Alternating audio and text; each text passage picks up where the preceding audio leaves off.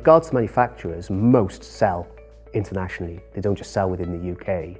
So you need to be able to get the right names and terminology across the globe. So PTTs can't just be in one language type. When I mean a language, that can mean French or English or German, but also IFC, the way IFC talks about a property such as fire rating, you can almost say is a language, or the way Revit says it, or the way ArchiCAD says it. So in effect, you have lots of different languages for the same type of thing. So how you name fire rating in one tool is not necessarily the same way as you say fire rating in another. And fire rating is different in French to German. Let me give you an example. Let's say, if I say a door, what is a door? So a door in the country where I live, in Norway, a door is a door with the frame. So that in the UK would be a door set. So if I say a door, an English-speaking person would understand that it's the door leaf. So we're talking about two different things.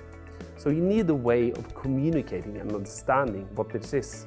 So what's important is that we can all understand the same language, hence the use of the buildingSMART data dictionary that we use to map all those purposes against each other so we can understand them all. That's what coBuilder is doing to give people that flexibility across the whole supply chain.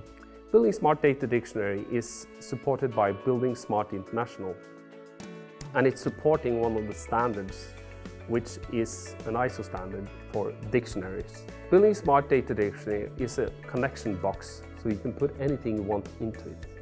So by putting anything into it, you can also translate anything into it.